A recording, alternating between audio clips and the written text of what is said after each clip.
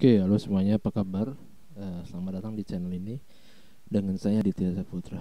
Kita akan melanjutkan video yang kemarin, di mana kita akan memvalidasi ya. Sekarang kemarin kita sudah mencoba CRUD dan berhasil berjalan lancar. Nah, kita akan memvalidasi ini semua yang ada di controller kita. Apakah user benar-benar mengetikkan input yang benar gitu loh. Kita akan melakukan pengecekan. Oke, tapi itu semua kita ke package.json dulu. Kemarin waktu saya menginstal atau di video dari awal sampai sekarang, video sebelumnya maksudnya, itu saya menggunakan yang namanya Joy. Ya, ada yang namanya Joy di sini. Tetapi setelah saya telusurin di internet, ternyata ada sedikit masalah dengan versi yang sekarang. Saya nggak tahu versi kedepannya gimana, tapi saya mencoba mencari dan ternyata benar ada sedikit masalah. Saya nggak mau bilang pusing, yaudah akhirnya saya ganti menggunakan yang namanya Express Validator.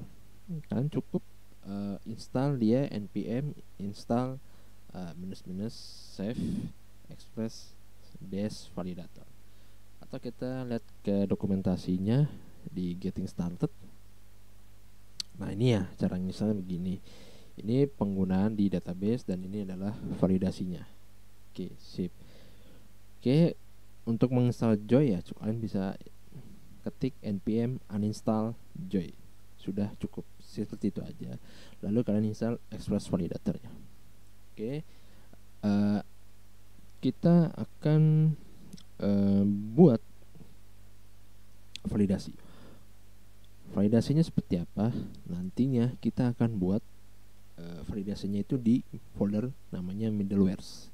Nah, jadi middlewares ini adalah di middlewares ini adalah kumpulan sebagai penengah sih, sebagai jalan pengarah gitu. Jadi kalau ada masalah, si middlewares ini akan mengarahkan kemana begitu loh. Sip ya, nanti teorinya begitu, tapi teknisnya kita akan coba. Di sini saya coba buat folder yang namanya middlewares. Ya, dia ada S-nya.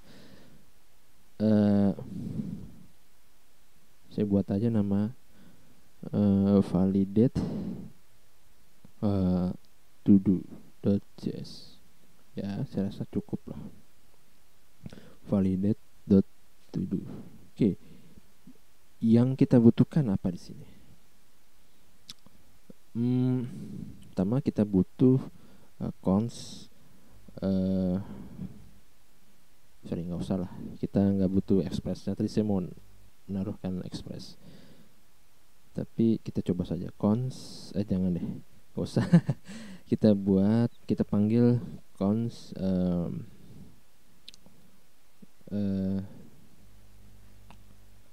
Panggil destructuring object, kita require express validator. Apa yang mau kita panggil? Yang pertama adalah check dan validation on result. Oke. Nah, setelah kita memanggil komponennya, kita buat variabel yang namanya sesuai nama filenya, cons validate to do. Dia array ya, jadi kita harus buatnya array. Lalu kita export modulnya, export validate to do. Sip. Nah, ini kita enter. Kita ke dokumentasinya. Oke, cara penggunaannya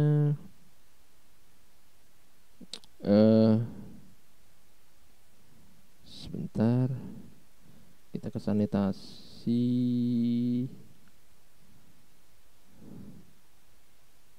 Oke, validation middleware, sorry.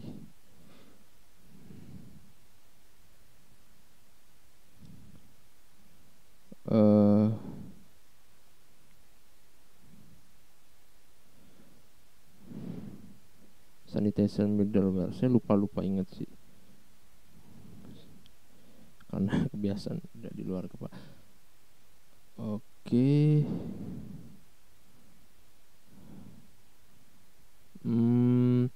Atau gini aja deh.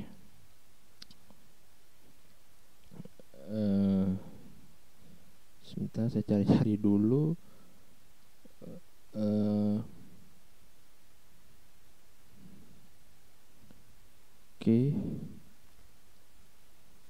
Oke, gini aja. Gini. Pertama, kita di variable validate to do ini kita buat dulu rulesnya. Rules yang kita akan buat dulu rules. Yang kedua, kita buat objek yang array yang kedua isinya response-nya. Ya. Jadi cukup dua array. Yang pertama itu rules-nya. Saya akan buat variable yang namanya rules di sini, koma. Lalu kita rules aja dulu. Kita ke variable rules. Kita akan buat const rules di mana array. Nah, di sini kita akan buat validasinya. Kita akan panggil yang namanya check. Apanya yang dicek? Fields-nya. Fields dari body di postman-nya ya, body yang di sini ya. Seperti itu kita akan cek masing-masing name, description, dan author. Yang pertama menurut saya seperti ini. Cek apa tadi namanya, name. Nah, lalu kita panggil cek, lalu fieldnya apa, lalu kita chaining, kita kita rantaikan. Nah, cara merantainya seperti ini. Nah, seperti ini nih. Ini yang saya bilang nih.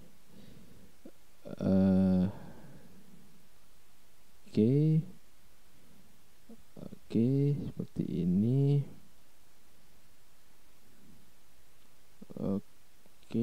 Ya.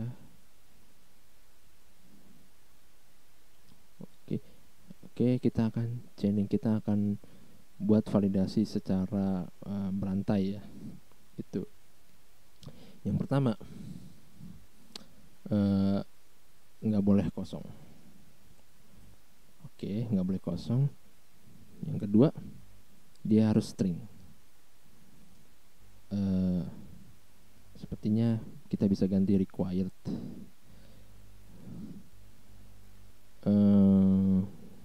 Is required. Oke.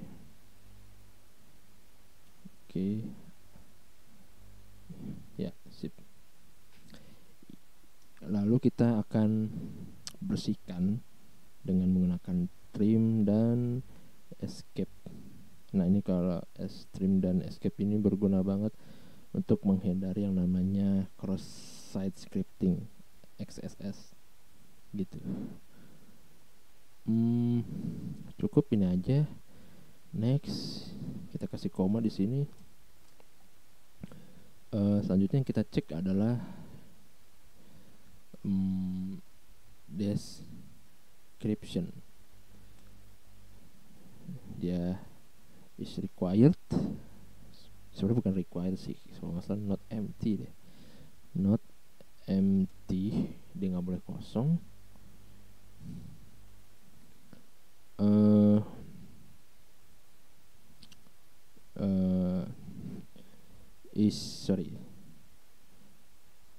Text.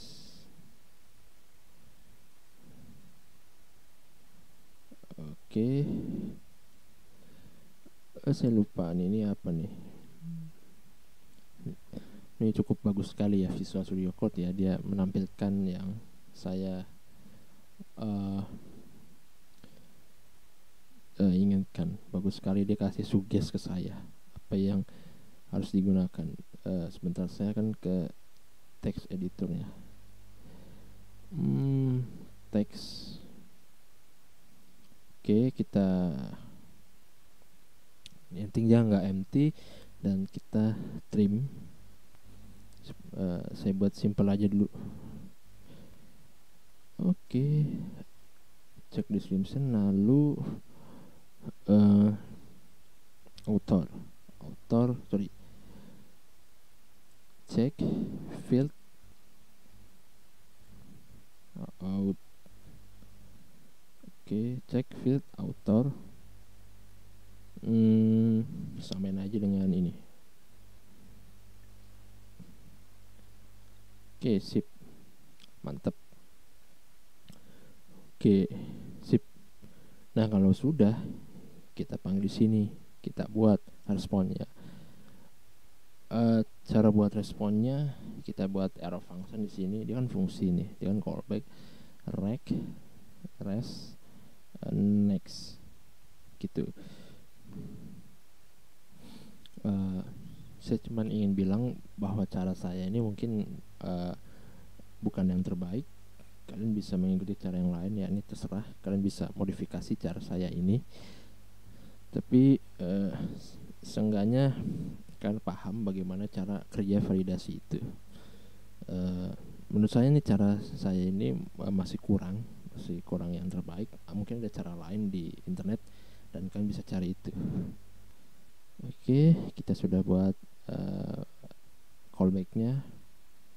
Kita akan buat variabel yang namanya errors.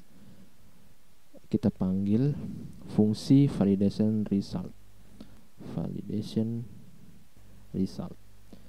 Apa yang mau di result? Apa yang mau divalidasi? Request. Sip. Nah, kita cek di sini. Kalau ada errorsnya, ceknya seperti ini.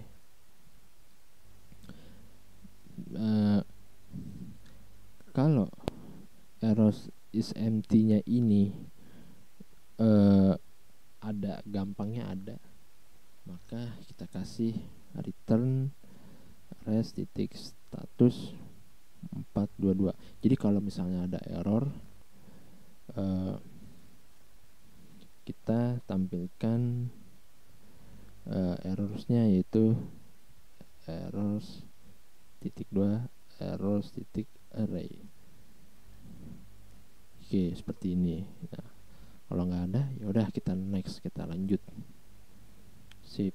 Jadi kalau misalnya ada inputannya bermasalah, masuk ke sini. Kalau nggak ada, next. Nextnya itu artinya lanjut, insert datanya gitu loh. Jalanin ke sini. Oke, kita sudah buat validate to do.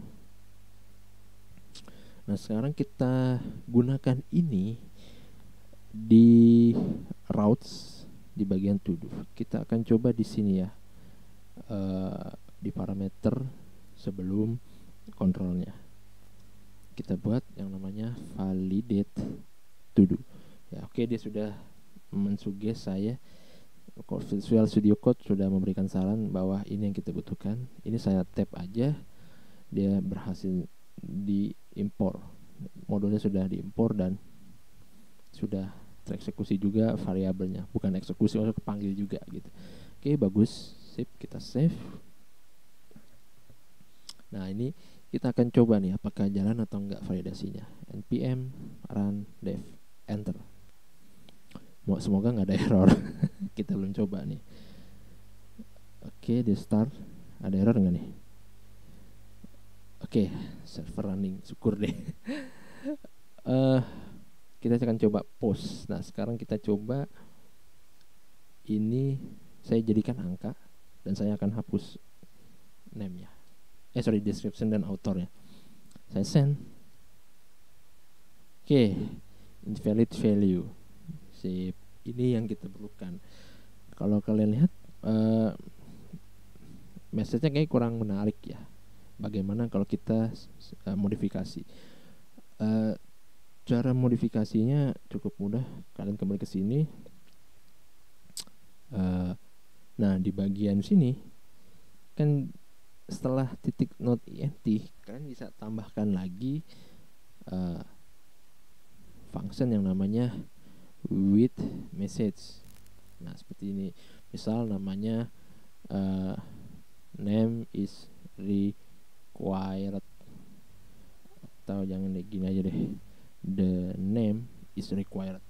Oke, seperti itu. String, misal with message, message-nya the name must contain letters. Artinya name-nya ini harus mengandung karakter huruf gitu. Oke, seperti ini. Ini kita kopikan saja ke validasi yang lain di sini, dan yang string itu ke sini. Oke, ini sebenarnya masih sederhana ya, tapi kalian boleh modifikasi dan kalian bisa baca di dokumentasinya. Oke, sudah selesai, sudah saya save. Kita kembali ke Postman, kita send.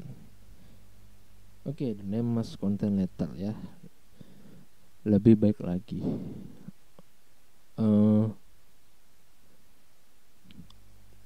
kita coba. Oke, berhasil. Nah, ini kalau dia kosong. Bagaimana kalau kita isi tapi salah satunya ada yang salah. Misal autornya kita masukkan angka ya. Harusnya ini diperlukan, harusnya akan muncul error name must contain letter. Coba ya, kita undo, kita ganti jadi angka, dan ini name-nya misal apa nih, tes 1 2 3. Oke, deskripsinya benar. Kalau misalnya kosong bagaimana? Kalau misal oke, begini aja deh, kita coba ya. Ini autornya angka, harusnya error. Oke, the name must contain letter. Sepertinya sorry. Ini harus benar-benar bersih tanpa angka. Kalau kalian mau ada angkanya, kita ganti jadi alpha numerik ya. Ada namanya alpha numerik di sini.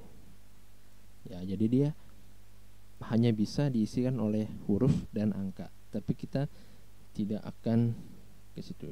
String aja udah cukup. Artinya saya harus memasukkan di sini bukan ada angkanya, tapi begini aja, tes 1, tes 1, seperti ini aja. Kalau saya send, oke, the name must contain letter masih sama. Ini value yang pertama. Oh iya, benar, ada di author. Oke, ini sini ya, ini harusnya author nih. Pantes. Oke, sip.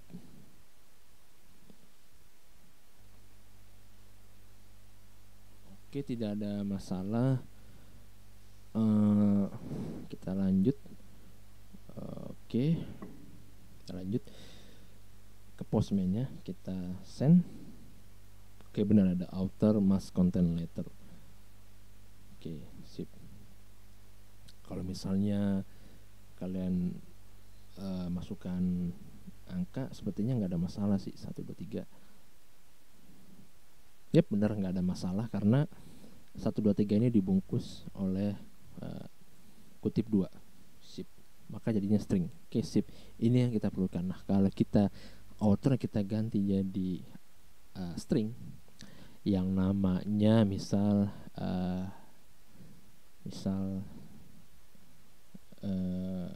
William. William, saya nggak tahu nama yang bagus apa. Kita coba, kita send, harusnya masuk. Oke, to do successfully edit. Cukup lama juga ya, 2 detik nih. Kalau kita lihat, oke, dia sukses, to do sukses. Nah, kalau kita cek di database harusnya masuk juga. Oke, masuk William. Oke, bagus sekali. Ini yang kita harapkan. Jadi aplikasi kita sekarang sedikit lebih rapi ya, dimana ada kita tambahkan validasinya begitu. Oke, itu aja. Sekian dari saya.